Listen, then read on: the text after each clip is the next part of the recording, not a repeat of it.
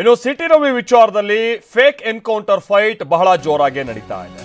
Fake encounter ಉದ್ದೇಶ ಇತ್ತು ಅಂತ ಅನ್ಸುತ್ತೆ ಅಂತ ಹುಬ್ಬಳ್ಳಿಯಲ್ಲಿ ಕೇಂದ್ರ ಸಚಿವ ಪ್ರಹ್ಲಾದ್ ಜೋಶಿ ಒಂದು ಹೇಳಿಕೆಯನ್ನ ಕೊಟ್ಟಿದ್ದರು. ರಾತ್ರಿ ಇಡೀ ಸುತ್ತಾಡಿಸಿದ್ರ ಬಗ್ಗೆ ಪ್ರಹ್ಲಾದ್ ಜೋಶಿ ಅವರು ಅನುಮಾನವನ್ನ ವ್ಯಕ್ತಪಡಿಸಿದ್ದಾರೆ.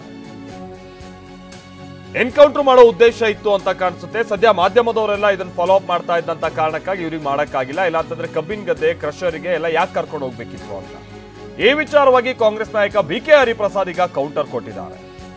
ನಕಲಿ ಎನ್ಕೌಂಟರ್ಗೆ ಅಮಿತ್ ಶಾ ಹೆಸರುವಾಸಿ. ಅಮಿತ್ ಶಾ ಅವರ ಸಂತತಿನೇ ಈ ಪ್ರಹ್ಲಾದ್ ಜೋಶಿ ಅವರು ಅಂತಾನೂ ಕೂಡ ಟೀಕೆ ಮಾಡಿದ್ದಾರೆ. ನೀವು ಅರೆಸ್ಟ್ ಮಾಡಿದ ನಂತರ ಹೋಗಿ ಮ್ಯಾಜಿಸ್ಟ್ರೇಟ್ ಮುಂದೆ ಪ್ರೊಡ್ಯೂಸ್ ಮಾಡ್ಬೇಕಾಗಿತ್ತು. ಅವತ್ತು ರಾತ್ರಿ ಇಡೀ ರಾತ್ರಿ ಎಲ್ಲ ಕರ್ಕೊಂಡು ತನಗೆ ಸಂಬಂಧ ಇರಲಾರ್ದಂಥ ಈ ಕಮಿಷನರು ಎಂಥ ದುಷ್ಟ ಯೋಚನೆ ಅಂತಂದ್ರೆ ತನಗೆ ಸಂಬಂಧ ಇರಲಾರ್ದಂಥ ಖಾನಾಪುರದಿಂದ ಬೆಳಗಾವಿಯ ಬೇರೆ ಬೇರೆ ತಾಲೂಕುಗಳು, ಖಾನಾಪುರನವ್ರು ಜುರಿಸ್ಟಿಕ್ಷನ್ಗೆ ಬರಲ್ಲ, ಕಮಿಷನರೇಟ್ ಅದ ಬೆಳಗಾಮ, ಬಾಗಲಕೋಟೆ ವ್ಯಾಪ್ತಿಯೊಳಗೆ ಬಂದಾರ, ಧಾರವಾಡ ವ್ಯಾಪ್ತಿಯೊಳಗೆ ಬಂದಾರ, ಗದಗ ವ್ಯಾಪ್ತಿಯೊಳಗೆ ಹೋಗ್ಯಾರ.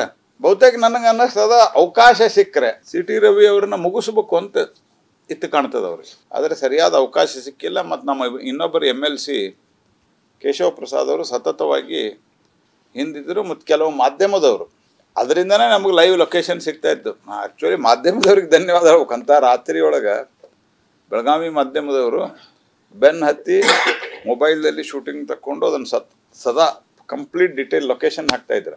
ಇಲ್ಲಾಂದ್ರೆ ಬಹುಶಃ ಸಿಟಿ ರವಿನ ಫೇಕ್ ಎನ್ಕೌಂಟರ್ ಮಾಡುವಂಥ ವಿಚಾರ ಇತ್ತು ಕಾಣ್ತದೆ ಅವ್ರಿಗೆ.